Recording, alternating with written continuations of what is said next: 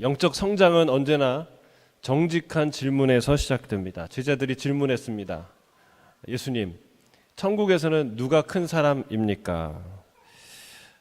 유치한 질문처럼 보이지만 사실은 이보다 더 정직한 질문이 없어요. 그럼 동물의 세계도 다 서열 정리가 돼야 평화가 찾아온다는 거 아시죠? 그렇지 않으면 우열을 가르기 위해서 목숨을 걸고 싸우는 일들이 벌어집니다. 여러분, 동물들도 다 위계 질서가 있고 또 서로 눈치가 있어요. 누가 더 센 존재인지 약한 사람인지. 여러분, 아이들도 마찬가지예요. 아이들도요, 척 보면 압니다. 누가 사탕 하나라도 누구한테 이쁘게 보여야 사탕을 하나라도 더 얻어 먹을 수 있나.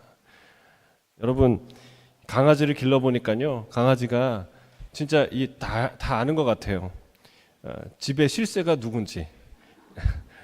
꼬리를 흔들어도 한 번 더 흔들고. 여러분, 세상은요 다 그런 질서들이 있죠. 그리고 우리가 결혼하기 전에 사람들이 이렇게 얘기합니다. 결혼 초기에 확 잡아야 한다. 그래야 결혼 생활이 편하다. 여러분, 이런 얘기가 다 기싸움, 헤게모니의 다툼, 권력 투쟁의 일종이죠. 이거는 우리가 매일 직면하는 문제고 누구나 경험하는 욕구이죠. 그래서 이 질문에 대한 예수님의 대답이 중요한 거예요. 우리는 마음속에 다 같은 마음을 품고 삽니다. 나는 더 중요한 사람이 되고 싶다. 소외받는 사람이 되고 싶다는 사람은 하나도 없어요. 소외받기 때문에 화가 나고 슬픈 거죠. 나는 중요한 사람이 되고 싶다. 인정받는 사람이 되고 싶다. 더 두드러진 존재가 되고 싶은 마음, 이 마음이 우리 모두에게 있는 것이죠. 특별히 예수님의 12제자들은 그런 열정이 많았던 사람들이었어요. 그래서 예수님을 모든 걸 다 버리고 예수님을 따를 수 있었던 사람들이죠. 특별히 우레의 아들들이라고 일컬어졌던 야고보와 요한은요, 참 대단한 사람이에요. 예수님께 몰려가서 뭘 부탁했냐면, 예수님의 나라가 오면 하나는 좌편에 하나는 우편에 앉게 해주세요 라고 얘기했어요. 여러분, 이게 얼마나 어마어마한 청탁인지 아마 모르고 얘기했을 거예요. 굉장한 얘기인데, 여러분, 이거 아무나 할 수 없는 얘기예요. 이 예수님의 12제자들이 아무나가 아니었다는, 보통 사람들이 아니었다는 거예요. 그냥 이래도 좋고 저래도 좋고 하는 그런 맹탕들이 아니었다는 거예요. 그들 안에는 큰 사람이 되고 싶고 진짜 하나님 나라를 위해서 뭔가 하고 싶은 열정이 가득했던 사람들이었어요. 그래서 예수님은 예수님 안에서 그 진짜 기회를 발견한 것이죠. 근데 여러분, 예수님이 그 안에 있는 열망 자체를 나무라지 않는다는 것을 우리가 주목할 필요가 있어요. 예수님이 큰 사람이 되고 더 중요한 사람이 되고 싶어 하는 그 열망 자체를 무시하는 것이 아니에요. 주님이 그 방향을 바꿔주세요. 그 방향, 뭐가 크냐? 어떤 것이 위대한 인생이냐? 위대한 인생을 살아라. 근데 무엇이 위대한 인생이냐라는 것에 대해서 예수님이 방향 조정을 하고 계시다는 사실을 우리가 알 수 있어요. 하나님의 나라에서 누가 큰 사람입니까? 여러분, 이 질문은 가치에 대한 질문이기 때문에 중요합니다. 지혜는요, 가치 있는 것을 가치 있게 생각하고 가치 없는 것을 가치 없게 생각하는 게 지혜예요. 그런데 이걸 거꾸로 하는 게 어리석음이죠. 가치 없는 것을 가치 있게 생각하고 가치 있는 것을 가치 없다고 말하는 것은, 그렇게 생각하는 것은 대단한 어리석음이라는 사실입니다. 무엇이 크고 무엇이 작은 것인지 우리는 알아야 돼요. 실제로 인생을 살면서 큰 사람을 작게 보거나 작은 사람을 크게 보면은 어떻게 돼요? 인생 망하는 거예요. 큰 사람이었는데 작게 생각했어요. 그거 망하는 거예요. 작은 사람인데 큰 사람을 생각했어요. 그 사람 사기 당하는 거예요. 쫄딱 망하는 거예요. 여러분, 하나님 나라에서 존귀하게 여기는 자, 그리고 모든 이들보다 더 영광스러운 자, 더 하나님께 인정받는 자가 누군가 제자들이 묻고 있어요. 주님은 이 질문에 대해서 세상적인 가치와 전혀 다른 놀라운 말씀을 하고 계십니다. 여러분, 이거 성경에 쓰여 있으니까 우리가 그렇구나, 예수님의 말씀이지 하고 받아들이지, 여러분의 이성적 사고와 경험으로 이 얘기를 받아들이면요, 받아들일 수 없는, 이 이야기를 읽으면 정말 내 것으로 받아들일 수 없는 충격적인 이야기예요. 그래서 여러분, 이게 빛이라는 거죠. 성경을 읽어야 보이는, 성경을 읽어야, 예수님의 음성을 들어야 알 수 있는 진리, 뭐가 옳은지, 뭐가 큰 것인지, 뭐가 작은 것인지, 뭐가 가치 있는 것인지, 뭐가 가치 없는 것인지를 성경을 읽어야 알 수 있어요. 어둠에 비친 빛처럼 주님이 우리에게 말씀하니까 알게 되는 것이죠. 그래서 여러분, 마치 탈북민이, 우리가 천국 가면 충격받을 거예요. 탈북민이 한국에 오면은 충격을 많이 받는다고 하죠. 왜냐하면 사는 가치가 틀리니까, 방식이 틀리니까. 우리가 천국 가면 아마 그런 충격에 빠지게 될 수도 있어요. 우리가 중요한 게 천국에서는 하나도 안 중요해요. 근데 천국에서 중요한 게 우리는 보잘것없이 생각해요. 여러분, 그런 충격을 완화시키려고 주님이 지금 가르쳐 주시는 거예요. 이 땅의 법칙이 아니라 하나님의 법칙, 진짜 하나님이 소중하게 여기는 것이 무엇인가, 이것을 주님이 가르쳐 주십니다. 오늘 이 말씀을 통해서 우리 안에 있던 세상적인 가치와 편견과 생각들, 태도들이 다 천국의 법칙으로, 천국의 세계관, 천국의 가치로 변화되는 역사가 있길 주의 이름 축복합니다. 자, 우리 1절부터 3절까지 본문 읽어보도록 하겠습니다. 1절부터 3절 함께 읽겠습니다. 시작. 그때에 제자들이 예수께 나와 이르되 천국에서는 누가 크니이까? 예수께서 한 어린아이를 불러 그들 가운데 세우시고 이르시되 진실로 너희에게 이르노니 너희가 돌이켜 어린아이들과 같이 되지 아니하면 결단코 천국에 들어가지 못하리라. 여러분, 요즘에 많은 사람들이 인권 하는데 진짜 인권 교과서는 바로 성경이에요. 특별히 예수님의 말씀이죠. 적어도 그 인권 얘기하는 사람들은요, 성경을 진리로 믿는 사람들에게, 성경이 말하는 것대로 살아가려는 크리스찬들에게 인권이라는 말을 들이대서는 안 됩니다. 오늘 이야기를 들려줘야 돼요. 마치 그런 사람들은요, 유치원생이, 초등학생이 오늘 학교에서 수업 시간에 덧셈을 배우고 그 덧셈의 비결을 배운 그 기쁨에 벅차서 집에 와서 대학생 형한테 얘기하는 거예요. 형, 덧셈 할 줄 알아? 이 얘기랑 똑같아요. 여러분, 이 인권의, 이 땅의 수준이 아니라 하늘의 수준의 이 인권 사상이 성경 안에 있어요. 그 어떤 인권 헌장도 표현할 수 없고 우리에게 가르칠 수 없는 놀라운 인권 선언이 이 성경 안에 들어가 있다는 사실입니다.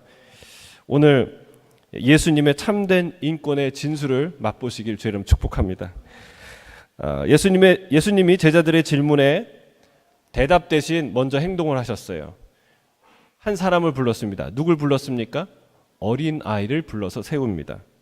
천국에서 큰 자가 누굽니까? 라는 이 질문에 예수님이 그것을 볼 수 있도록, 확실히 알 수 있도록, 잊어버릴 수 없도록, 기억나도록 예수님이 보여주신 거예요. 누구를 통해서?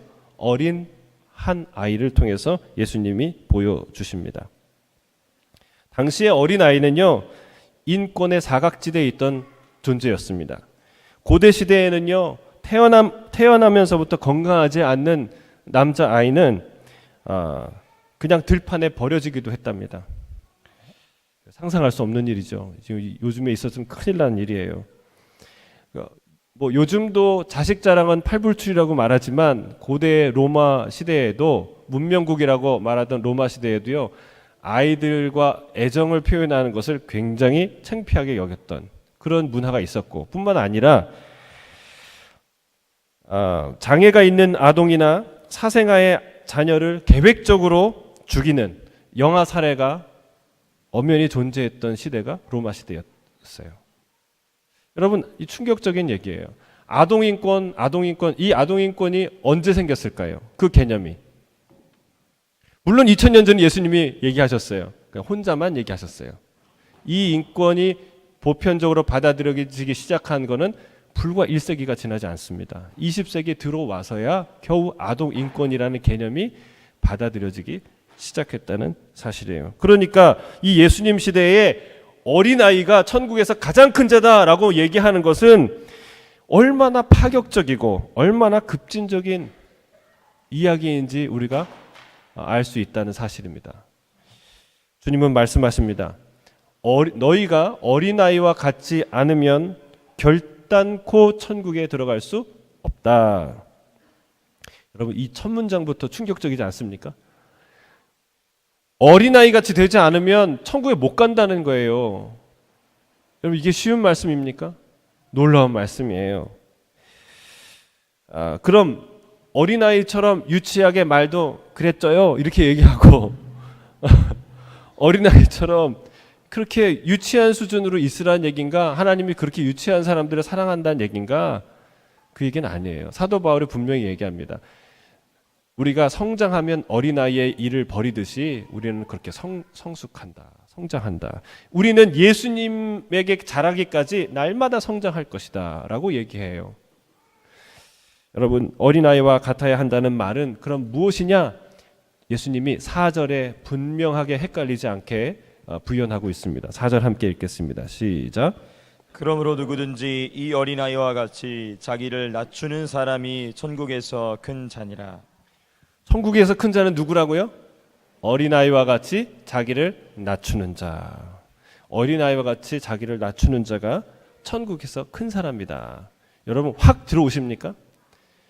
확 안 들어와요. 이게 우리가 추구하는 인생과 우리가 늘 들어왔던 얘기랑 너무 다른 얘기이기 때문에 확 안 들어와요. 얼마큼 안 들어올까요? 우리가 2000살이 지나면 겨우 깨달을 만큼. 그렇잖아요. 2000년 전에 예수님이 이렇게 놀라운 얘기를 하셨는데 아동 인권이 2000년대에 들어와서 받아들여지는 것처럼 여러분, 이게 쉽지 않은 일이라는 거예요. 세상은 의심할 것 없이 더 높은 자리에 더 화려한 조명을 받는 자에 있는 사람을 큰 자로 여깁니다. 그러나 주님은 더 낮은 자리에 서 있는 자를 더 큰 자라고 말씀하신다는 사실입니다. 여러분, 저는 성경적 리더십, 어떤 사람이 성숙한 크리스찬이냐, 어떤 사람이 더 오늘 표현으로 말하자면 더 큰, 더 성숙한, 더 위대한, 성장한 리더십이냐를 규정하는 두 단어가 있다고 생각합니다. 그것은 오늘 메시지의 핵심이고 예수님이 가르쳐 주신 메시지의 핵심일 수 있어요. 더 낮게, 그리고 더 작게. 따라하겠습니다. 더 낮게, 그리고 더 작게. 더 위대한 성도로 성숙하는데 결정적인 영향을 미치는 중요한 개념과 방향이 뭐냐? 더 낮게, 그리고 더 작게 우리가 성장한다는 사실이에요. 더 높은 곳으로 올라서는 것이 리더십이 아니라 더 낮은 곳으로 내려가는 것이 리더십이다. 더 깊은 곳으로 내려갈 수 있는 다이버가 더 훌륭한 다이버죠. 다이버가요 10m, 20m 사이에 노는 사람하고 30m, 50m 사이에 노는 사람하고 90m, 100m 사이에 노는 사람하고 달라요. 아세요? 여러분, 깊이 들어갈 수 있는 만큼 더 훌륭한 다이버고 더 고도의 훈련을 받은 다이버예요. 이게 마찬가지라는 거예요. 주님이 얘기하는 거예요. 더 낮은 데로 내려갈 수 있는 만큼이 더 큰 정도다 라고 예수님이 말씀하고 있다는 사실입니다. 이것이 예수님이 말씀하신 핵심적 메시지예요. 이게 천국 법칙이죠. 더 높은 영성 없이 더 낮은 곳으로 내려갈 방법은 없어요. 이것은 누가 더 성격이 좋은가를 말하는 것이 아닙니다. 세상에는 태생적으로 겸손한 사람이 있어요. 태생적으로 성격이 좋은 사람이 있어요. 이거를 말하는 것이 아니에요. 오늘 주님이 얘기하는 것은 예수님으로 인하여, 예수님 때문에, 예수님을 알았기 때문에, 예수님과 함께 하기 때문에 더 낮아질 수 있는 능력, 그것을 주님이 말씀하는 거예요. 변화산에서 보았던 그 영광의 주님, 그 찬란한 영광으로 빛나시는 예수님, 그 주님과 동행하는 기쁨과 만족 때문에 더 낮은 곳으로 내려갈 수 있는 능력, 여러분 그것을 오늘 주님이 말씀하고 계신다는 사실입니다. 자신을 낮춘다는 것은 자기 비하를 의미하지 않습니다. 나를 불신하고 내가 뭘 하겠어 나 같은 것이, 자기를 조롱하고 나처럼 태어나서 참, 자기를 그렇게 조롱하고 창피하게 여기는 것이 자기를 낮추는 것이 아닙니다. 여러분 잘 들으셔야 돼요. 내가 뭘 하겠어, 이렇게 자기를 조롱하고 불신하고 창피하게 여기는 것이 자기 겸손이 아니라는 것이죠. 오히려 반대라는 거예요. 주님은 그 반대를 보여주고 있습니다. 예수 안에서 자기를 신뢰하고 자랑스럽게 생각하는 자만이 더 낮은 곳에 내려갈 수 있다는 사실입니다. 그 예가 사도 바울이에요. 여러분 사도 바울은요 정말 대단한 자기 정체성을 가졌어요. 심지어는 우리가 지난주에 큐티하면서 그 본문을 읽었는데, 유대인의 왕 아그리빠 그리고 그 버니게, 이렇게 왕족이 큰 위엄을 갖추고 그 법정에 서 있었어요. 뿐만 아니라 로마 제국 시대에 로마가 이렇게 황제가 파견한 로마 총독이 함께 앉았어요. 그리고 그 옆에는요 천부장들이 앉았어요. 천부장 한 사람이 아니라 천부장들과 그리고 고관대작에 다 앉아 있는 그런 법정이었어요. 근데 혼자, 사도 바울이 혼자 2년 동안 이 피고인으로, 그리고 그 가이사라에 구금되어 있었던 연약한 피고인으로 그 앞에서 자기를 변론합니다.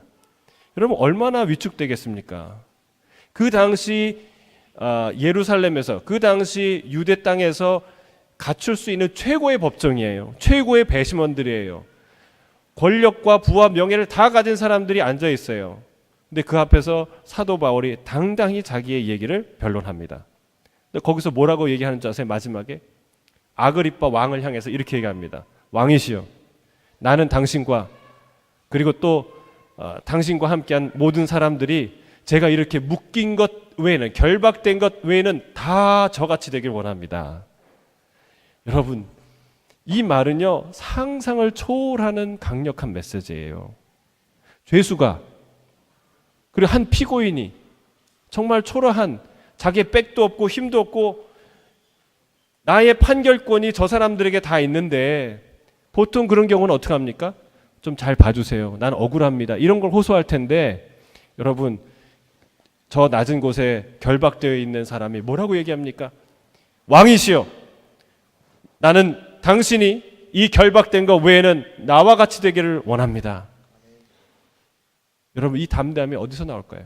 여러분 이 얘기 할 수 있어요? 제가 그걸 큐티하는데, 묵상하는데 내가 이루고 살았나 생각이 들더라고요.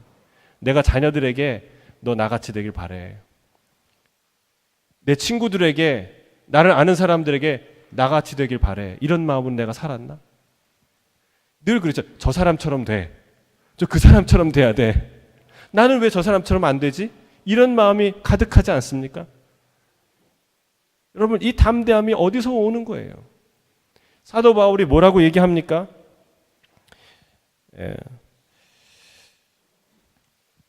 빌립보서 4장 12절에 이렇게 얘기합니다. 우리 같이 읽어볼까요? 시작. 나는 비천에 처할 줄도 알고 풍부에 처할 줄도 알아. 모든 일, 곧 배부름과 배고픔과 풍부와 궁핍에도 처할 줄 아는 일체의 비결을 배웠노라. 사도 바울이 얘기하는 거, 나는 풍부에도 처하고 귀함에도 처하고 천함과 배고픔에도 처할 줄 아는 일체의 비결을 배웠는데, 여러분 이 일체의 비결이 무엇일까요? 이 비결의 실체가 무엇일까요? 어떻게 저 낮은 가난함 속에서도 부요함을 유지할 수 있을까요? 어떻게 저렇게 높고 풍요로운 부요함 속에서도 겸손함을 유지할 수 있을까요? 여러분 이 비결이 무엇일까요? 이 비결은 예수 그리스도예요. 그 아그리빠 왕 앞에서 변론했던 그 사도 바울의 변론을 읽어보세요. 여러분 그 내용이 무엇입니까? 예수님에 관한 이야기예요. 내가 다메섹 도상에서 만났던 찬란히 빛나는 그 예수님을 내가 만났는데, 그분을 보고 내가 인생의 가치와 세계관이 바뀌었고, 그분이 주신 사명으로 내가 지금 이곳에 서 있고, 앞으로도 그분이 인도하시는 곳으로 내가 기꺼이 갈 것입니다. 여러분 이게 사도 바울의 증거였어요. 여러분 예수 그리스도가 우리의 인생을 바꾸는 줄로 믿습니다.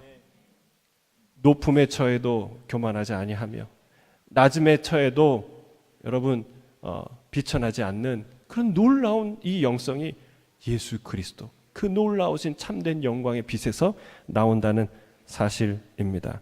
저는 이 예수님의 영광을 아는 자로 살기를 주의 이름으로 축복합니다. 여러분 물속에 잠시 얼굴을 담글 수는 있어요. 그러나 30분 1시간으로 물 밑에 내려가서 잠수할 수 있나요? 없어요. 산소통이 있어야 돼요. 여러분 우리가 예수님이 없으면 이 산소통이 없으면요 겸손하려고 내려갔다가요 바로 올라옵니다. 왜요? 내가 이러고 어떻게 살아?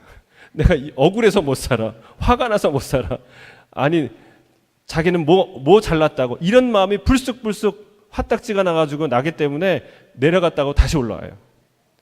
그럼 어떻게 겸손의 자리에 들어갈 수 있을까요? 예수 그리스도와 함께 내려갈 때 가능한 거예요. 주님과 함께 그 자리에 서 있을 때 내가 그 낮은 곳에 내려갈 수 있다는 사실입니다. 저는 예수님과 함께 이 세상에서 가장 낮은 곳으로 가는 가장 위대한 주님의 제자들이 되길 주의 이름으로 축복합니다. 우리 5절에서 7절 함께 읽겠습니다. 시작.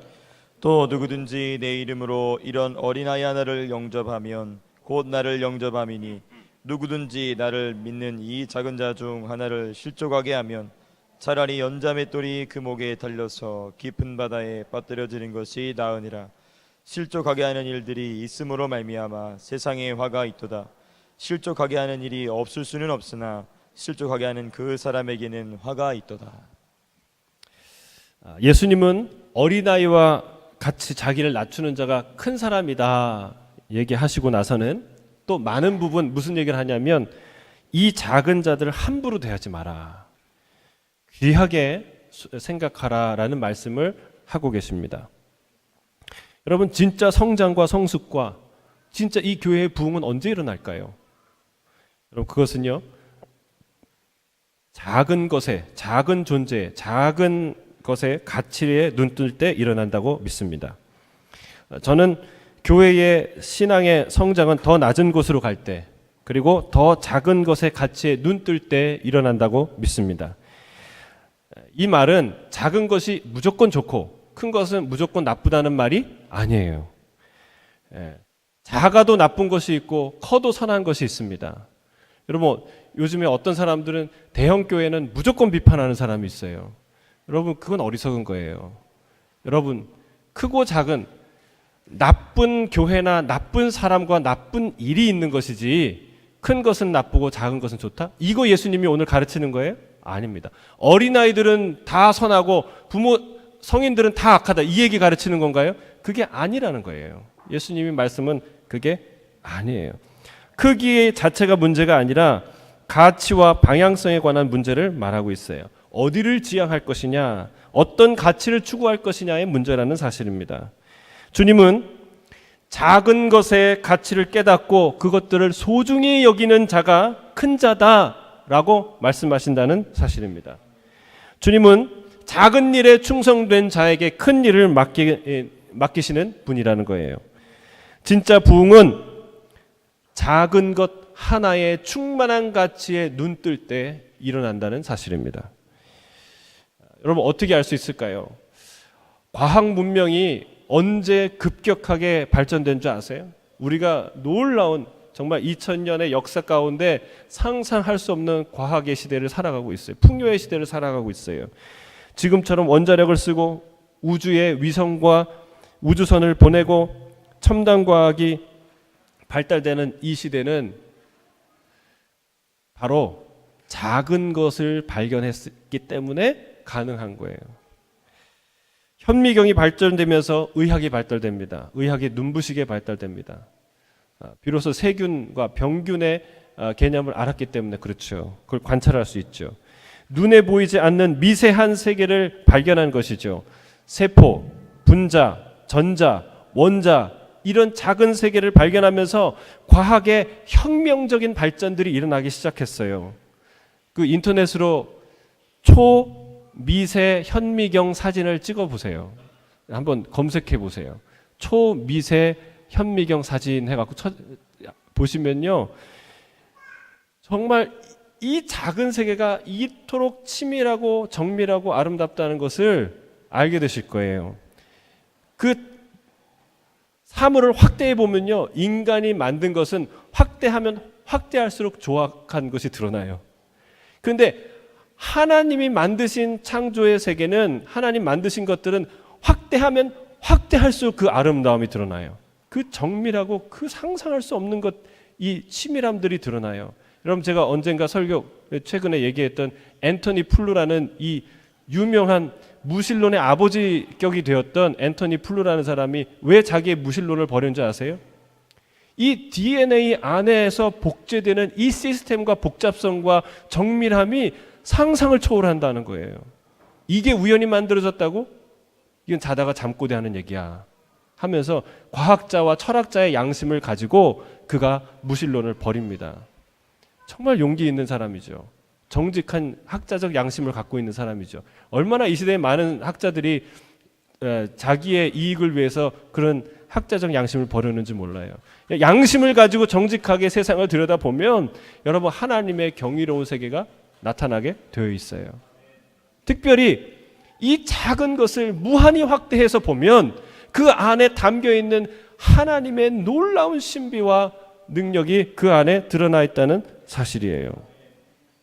이 마이크로 월드가 열리면서 놀라운 과학 발전이 이루어지죠. 우리가 사용하는 인터넷, 모바일 기술, 우주 항공 기술, 이 같은 것이 다 전자 혹은 원자 물리학과 미립자의 발견과 연구 덕분이라는 사실을 우리가 기억할 필요가 있어요. 그래서 여러분, 작은 것이 얼마나 놀랍도록 정교한 하나님의 손길이며 탄성이 나올 정도로 아름다운 것이며 애지중지할 만큼 소중하다는 것을 깨달을 때 비로소 우리의 영혼이 성장해요. 새로운 눈이 열려요. 우리 인생이 바뀌기 시작한다는 거예요. 여러분, 작은 것의 그 위대함을 발견하는 저와 여러분 되길 주의 이름 축복합니다. 그래서 여러분, 사회적 약자에 대해서 원래부터 큰 관심을, 애정을 기울인 곳이 바로 교회예요. 왜냐하면 주님이 바로 오늘과 같은 말씀을 하셨기 때문에 그렇습니다.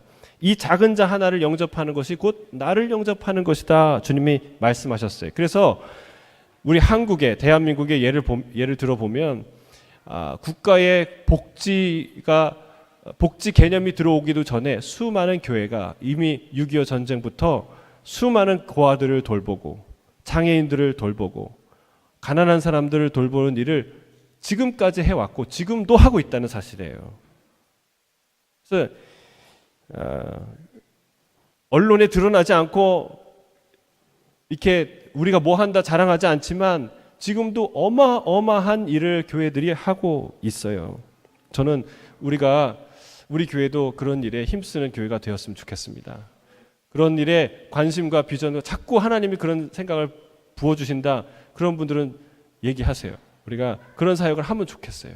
하나님께서 이런 일을 기뻐하시는 거예요. 그렇다고 뭐 고아원을 차리고 고아만 돌보고 장애인을 돌보는 그 사역만 하라, 그건 아니에요.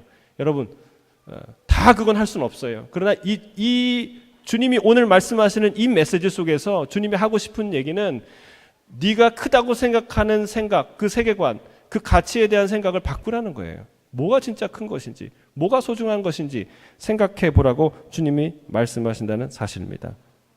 특별히 이 작은 자 하나를 실족하게 하면, 죄를 지어 넘어지도록 잘못 유도하거나 인도하면 그는 차라리 연자맷돌을 목에 메고 바다에 빠져 죽는 것이 낫다고 하셨습니다. 정말 오늘 충격적인 얘기를 여러 번 하시는데 여러분 가만히 집에 가서 읽어보세요. 이거는 참 어려운 얘기들이에요. 여러분, 왜 이토록 강력하게 예수님이 말씀하셨을까요? 그것은 이 작은 영혼 하나가 그렇게 소중하기 때문에 그렇습니다. 영혼이 소중하니까 경고하시는 거예요. 마태복음 18장 오늘 본문 10절에 그들이 왜 소중한지, 너희들이 왜 그 작은 자를 잘 대해야 되는지 분명하게 또 하나의 이유를 설명하고 있어요. 같이 읽어보겠습니다. 시작. 삼가 이 작은 자 중에 하나도 업신여기지 말라. 너희에게 말하노니 그들의 천사들이 하늘에서 하늘에 계신 내 아버지의 얼굴을 항상 배웁느니라. 작은 자 하나도 없인 여기지 말라 말씀하시는데, 그 이유는 그들의 천사들이 항상 천국에서 하나님을 뵙는다는 사실이에요. 여러분, 이 말은요, 이 당시에 있는 사람들에게는요, 마치 조선 사람들에게 영어로 말하는 것처럼 들렸을 거예요. 이 가치의 중요성을 몰랐을 거예요. 근데 주님이 얘기하는 거예요. 저 작은 한 아이의 천사가 하늘에 있고 그 수호 천사가 날마다 하나님 아버지를 뵙는다는 거예요. 모르셨죠? 예수님이 이런 얘기 하셨어요. 한 아이의 그 천사가 날마다 하나님을 뵙는다. 그래서 이 아이한테 잘못하는 건, 실수하는 건, 죄를 짓는 거는 1년 있다가 하나님께 전달될까요? 바로 당일로 즉시 접수가 될까요? 즉시 접수된다는 거예요. 즉시. 왜? 항상 뵙고 있으니까. 이걸 모르니까 작은 자들에게 함부로 하는 거예요. 이걸 알면 어떻게 하겠어요? 이걸 모르니까 그런 일을 하는 거죠. 또한 주님께서 작은 자 하나가 실족하도록 하는 자는 차라리 연자맷돌을 목에 메고 바다에 빠져 죽는 것이 낫다고 경고하시는 이 이야기를 잘 들어야 합니다. 여러분, 이 사회는 인권이라는 말을 매우 왜곡되게 사용하고 있습니다. 인간이 자기의 행복을 위해서는 그 어떤 선택을 할 권리를 보장하는 것이, 그것이 인권이라고 말하고 있습니다. 심지어는 그가 하고자 하는 것은, 그가 자신의 행복을 위해서 선택하고자 하는 것이 성경이 금하는 것일지라도 그것을 보장하는 것이 인권이라고 말하고 있다는 사실이에요. 그러나 오늘 주님은 매우 분명하게 말씀하십니다. 이 작은 자 하나라도 실족하게 만드는, 실족하도록 유혹하는, 범죄하도록 사주하는 자는 이런 일을 당한다고 경고하시는 거예요. 이 작은 자 하나가 마음껏 죄를 짓도록 부추기거나 방조하는 것은 인권이 아니라, 그게 인권이 아니라 이 작은 자 하나가 온전히 예수 그리스도를 따라가도록 그 유혹과 타락을 막아주는 것이 참된 인권이라고 주님은 말씀하고 있습니다. 왜 그렇습니까? 그 한 영혼이 너무나 귀한 존재이기 때문에 그렇습니다. 여러분, 병원에 갔는데 환자가, 의학적 지식도 없는 환자가 나 이 주사 놔주세요, 그 치료하지 마세요, 함부로 하도록 내버려 둡니까? 여러분, 그렇게 안 하죠. 그 사람이 살릴 수 있도록 필요한 주사는 넣고 필요한 수술은 하고, 그렇지 않습니까? 그가 원한다고 다 허락합니까? 그게 인권입니까? 아니에요. 그렇게 안 해요. 왜요? 욕을 들어 먹어도, 그가 악유를 하고 싸우는 불편을 감수해도 그렇게 일을 합니다. 왜요? 그 영혼이 소중하니까, 살려야 되니까. 죄의 길로 가도록 유혹하거나 방조하는 일은 엄청난 죄라는 사실을 주님이 경고하고 계십니다. 이 주 예수의 말씀을 들어야 할 줄로 믿습니다. 지금 이 시대에 누구의 목소리가 크냐 따져서는 안 돼요. 2000년 전 어린아이 하나, 작은 자 하나의 존재 가치가 이렇게도 크다는 사실을 외쳤던 사람은 단 한 사람이었어요. 예수님. 그러나 이 말씀은 창조주 하나님의 말씀인 줄로 믿습니다. 온 인류와 역사를 향한 놀라운 하나님의 인권 선언인 줄로 믿습니다. 자신의 기득권과 권력의 쟁취를 위해서 이 작은 자 하나를 타락하도록 만드는 자는 무시무시한 심판이 부어질 것이라고 주님이 경고한다는 사실을 기억해야 될 줄로 믿습니다. 왜요? 그 영혼이 귀하니까. 하나님이 사랑하는 영혼이시니까. 예수님의 인권 선언의 하이라이트는요, 마태복음 25장에 나옵니다. 거기에서 주님이 마지막 날 심판할 때요, 이렇게 얘기하신대요. 자기 오른편에 있는 자들에게 하나님의 나라를 기업으로 선물로 줄 그 사람들을 향해서 주님이 이렇게 얘기하십니다. 내 아버지께 복받을 자들이여, 나와 창조로부터 너희를 위하여 예비된 나라를 상속받으라. 너희는 내가 줄일 때에 너희가 먹을 것을 주었고, 목마를 때에 마시게 하였고, 나그네 되었을 때 영접하였고, 헐벗었을 때 옷을 입혔고, 병들었을 때에 돌보았고, 옥에 갇혔을 때 와서 보았느니라. 그래서 그들이 그 얘기를 듣고 이렇게 대답합니다. 주님, 우리가 어느 때에 주께서 줄이신 것을 보고 음식을 대접했고 목마르신 것을 보고 우리가 마시게 했으며 어느 때에 나그네 되신 것을 보고 영접하였으며 헐벗으신 것을 보고 옷을 입혔나이까? 어느 때에 병든 것이나 옥에 갇힌 것을 보고 가서 배웠나이까? 그 사람들이 그렇게 얘기했어요. 그러니까 예수님이 이렇게 얘기합니다. 너희가 잘 들으셔야 돼요. 너희가 여기 내 형제 중에 지극히 작은 자 하나에게 한 것이 곧 내게 한 것이니라. 지극히 작은 자 하나에게 한 것이 곧 예수님께 하신 것이라고 주님이 말씀하십니다. 가장 작은 것 안에 가장 큰 것이 담겨 있어요. 하나 우리 예를 들어보고 말씀을 마무리하려고 합니다. 인생 백화점이 있어요. 그냥 예예요. 그런 백화점이 있다는 게 아니고, 자, 인생 백화점이 있어요. 거기서 특별한 이벤트를 하나 합니다. 모든 고객들에게 상자 하나씩 줍니다. 그리고 이 상자에 무엇이든 이 백화점에 담을 수 있는 걸 담으세요. 그리고 그 하나의 상자는 그냥 무료로 가져갈 수 있습니다. 라고 얘기하면 여러분 무엇을 담겠습니까? 자, 아이들은 뭘 담을까요? 거기다가 예? 사탕, 장난감, 인형. 그렇죠? 이거 담겠죠? 어른들은 뭘 담을까요? 여러분 뭐 담고 싶으세요? 뭐든지 돼요. 뭐 담고 싶어요? 명품 백, 예? 명품 시계, 보석. 작지만 가치 있는 거 담지 않겠어요? 그렇죠. 자, 그래서 결국은 인생 백화점에 죽음이라는 계산대를 지날 때에 그 상자에 담긴 것들의 가치가 다 나오죠. 그러면 어떤 상자에는 이런 것이 담겨 있을 거예요. 재물, 성공, 인기, 권력, 명성. 그런데 실은 하나님 보시기에 그 가격은 사탕이나 장난감 같은 거라는 거예요. 아무것도 아닌 거예요.